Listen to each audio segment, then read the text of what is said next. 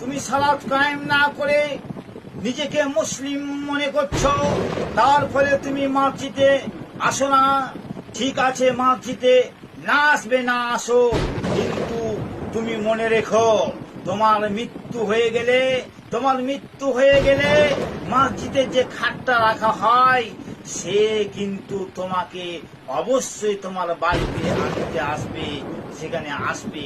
তুমি শত চেষ্টা করার পরেও সেখান থেকে তুমি পলায়ন করতে পারবে না। আর তোমাকে শেষ ঠিকানায় তোমাকে পৌঁছে দিবে। শেষ ঠিকানা তো আপনার জানা আছে কি? সেটা হচ্ছে কবর, যেখান থেকে মানুষ চলে গেলে আর ফিরে আসবে না।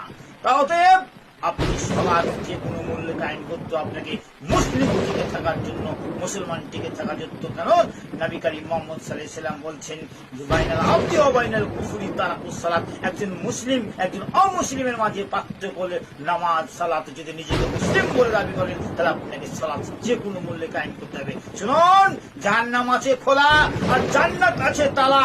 যদি চাবির সন্ধান চাও তাহলে আজান শুনলে মসজিদে যাও। অবশ্যই আজান শুনে আপনাকে মসজিদে যেতে হবে, না হলে আপনি মুসলিম হতে পারবেন না, আর জান্নাতও আপনার যেতে পারবে না। কারণ সর্বপ্রথম আল্লাহ সুবহানাহু ওয়া তাআলা কিয়ামতের দিন যে জিজ্ঞেস করবে সেটা হলো সালাতের সম্পর্কে।